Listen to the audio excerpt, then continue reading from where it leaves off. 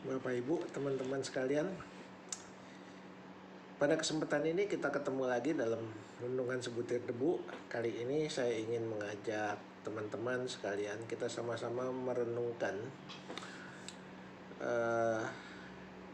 bagaimana sikap kita sebagai anak Tuhan, sebagai orang Kristen. Dalam hal kita melayani Tuhan. Kita seringkali melayani Tuhan, tapi kita bingung apakah pelayanan kita ini sudah benar atau belum. Banyak pengerja-pengerja aktivis yang tidak tahu, tidak merasakan pelayanannya ini benar atau belum benar.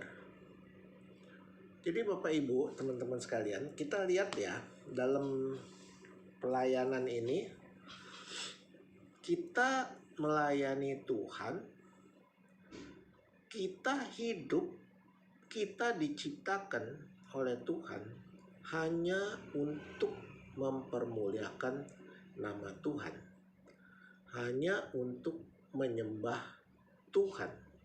Kenapa Tuhan wajib disembah? Karena Tuhan adalah pencipta kita dan pencipta alam semesta.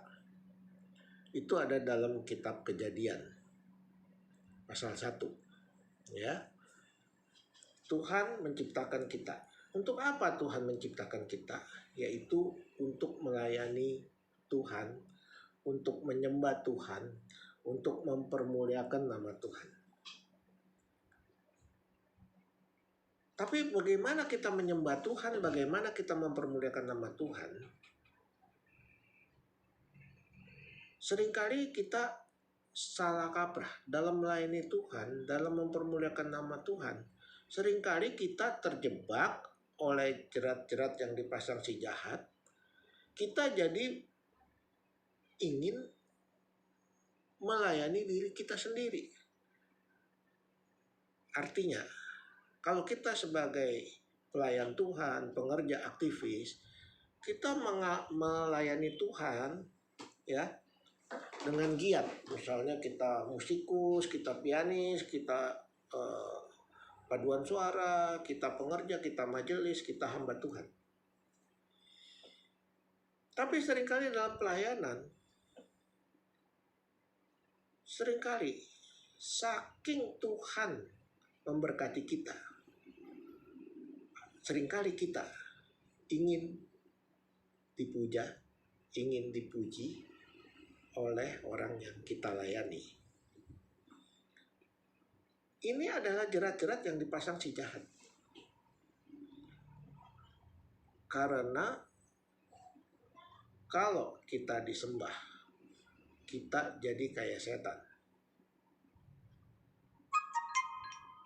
Ingin disembah, makanya dia ingin disembah dan ingin jadi seperti Tuhan.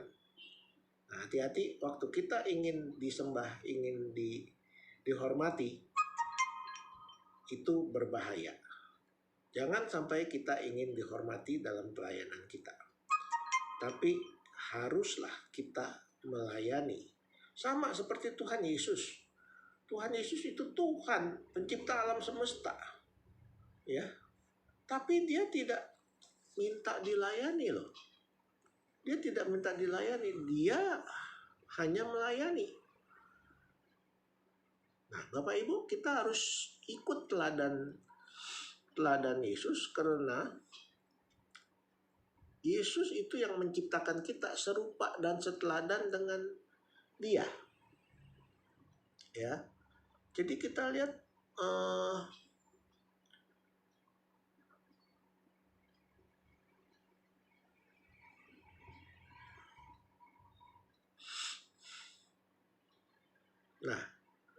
kitab Kejadian pasal 1 ayat 27.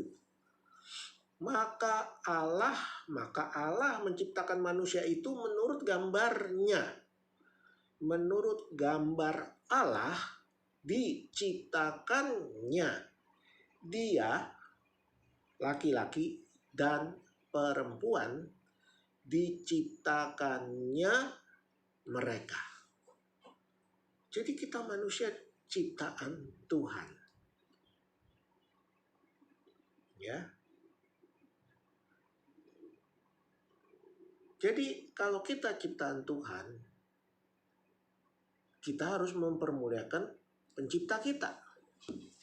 Seperti kita menciptakan bejana tanah liat, kita bikin jadi botol, kita bikin jadi pot kembang yang indah, kita lukis, ya. Buat apa? Pot itu yang kita ciptakan untuk menyenangkan hati kita, ya enggak? Kalau bentuknya bagus, gambarnya bagus, waduh, kita lihat pot ini artistik. Itu tujuannya. Kenapa Tuhan menciptakan manusia? Supaya manusia ciptaannya mempermuliakan pencipta. Ini dulu Bapak Ibu, nanti kita sambung dalam episode berikutnya. Saya hanya ingin mengajak Bapak Ibu merenungkan. Kenapa sih Tuhan menciptakan manusia?